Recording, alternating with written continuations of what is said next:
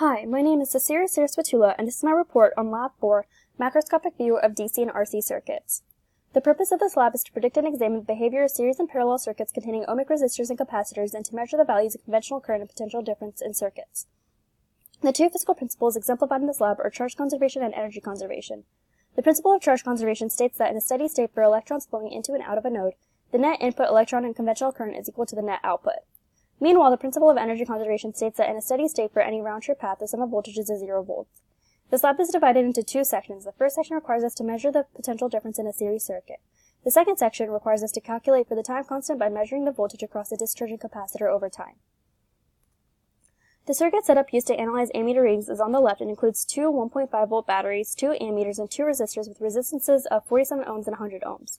Both ammeters read 0.02 amperes, and when one of the ammeters is reversed, it will read negative 0.02 amperes, since the current will flow through the opposite end of the ammeter first. When one of the ammeters is then replaced by a voltmeter, as shown in the setup to the right, the voltmeter will read 3 volts and the ammeter will read 0 amperes. The voltmeter will read 3 volts because the wire does not have any resistance, so it will detect the voltage produced by both batteries. Meanwhile, the ammeter reads 0 amperes because the circuit is not closed, meaning there is no current flowing through the ammeter. In order to find the potential difference across the circuit, I removed the voltmeter and extended the wire to close the circuit. The points at which we are measuring the potential differences are shown on the left and are labeled A through H. The table in the center shows the potential difference values at these locations. The sum of the potential differences is 0 volts as expected. The potential differences were then graphed as shown to the right on the potential versus position graph. The slope represents the measured voltages with the horizontal line indicating 0 volts. I then measured the voltage across a 100 ohm resistor using a voltmeter to see if it affects the ammeter reading. The addition of the voltmeter does not change the ammeter reading, which is still 0.02 amperes. However, if an ammeter was added to the circuit in parallel to the 100 ohm resistor, then the current read by both ammeters would change from 0.02 amperes to 0.06 amperes. This is because the current is split at the junction between the two paths, as according to the node rule.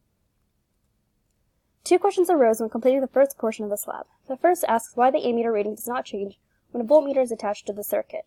A voltmeter has such a high resistance that it does not affect the current flowing through the circuit, and thus the ammeter reads the same current as if the voltmeter weren't there. The second question asks us to calculate the resistance of 4 circuit components using the previously measured voltage and current values. The values are shown below indicate that the model provided by this program is accurate since the predicted resistances and the calculated resistances of each of these components are nearly equal. The focus of the second half of this lab is RC circuits, which are circuits that contain both a resistor and a capacitor. I first observed what occurs when charging and discharging a capacitor. The circuit setup shown on the bottom left include a 9-volt battery, a 0.2 farad capacitor, and a 10-ohm light bulb connected in series. When the capacitor is charging, the light slowly dims and the current slowly starts slowing down, and after some time the light bulb stops flowing altogether, and the current stops flowing, coinciding with a fully charged capacitor. In order to discharge the capacitor, I first removed the battery from the circuit and closed it with a wire. When the capacitor is discharging, the same occurs to the light bulb and the current as when the capacitor is charging. For this next part, I measure the charge and discharge times of a capacitor using a 10-ohm bulb and a 20-ohm bulb. The circuit contains a 9-volt battery and a 0.2 farad capacitor. With the 10-ohm bulb, the capacitor charge and discharge times are approximately 10 seconds. However, when there is a 20-ohm bulb, the capacitor charge and discharge times is approximately 20 seconds. The 20-ohm bulb takes approximately twice as much time to charge and discharge than the 10-ohm bulb, indicating that there may be a direct relationship between resistance and capacitor charge and discharge times.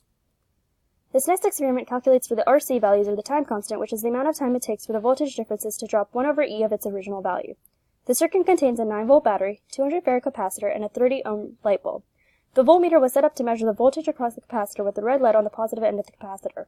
I measured the voltage at 1-second intervals for 20 seconds as the capacitor discharged. The data is shown in the first two columns of the table. The third column presents the natural log of V over V naught, where V naught is 9 volts and the V is the voltage measured at that time period. The graph on the right plots natural log of V over V naught versus time, which produces a line with a slope negative 0.1666. The RC value is then calculated by dividing negative 1 over the slope, which gives us a time constant of 6.022 seconds. Two questions arose when completing this lab. The first asks the difference in using a real ammeter and how it would affect the circuit. If this lab were done in real life, then the current measured by the ammeter would be lower since the real ammeter has resistance, whereas an ideal ammeter does not. The second question asks what if the lab were done using a real battery to charge a real capacitor with no resistor? How quickly would our ideal model predict the capacitor to reach full charge? Would this prediction happen in real life? If this lab were done with a real battery and capacitor and no resistor, then the capacitor would take a longer time to reach full charge than our ideal model predicts. This is because in reality all circuit components have some resistance. To conclude, The purpose of this lab is to predict and examine the behavior of series and parallel circuits containing ohmic resistors and capacitors and to measure the values of conventional current potential difference in circuits. The physical principles exemplified in this lab are charge conservation and energy conservation as defined in the introduction. This lab had two primary goals. First, to determine the sum of the potential difference along the circuit, which must be 0 volts. The second was to calculate the time constant of a given circuit, which I found to be 6.022 seconds by measuring the voltage across a discharging capacitor.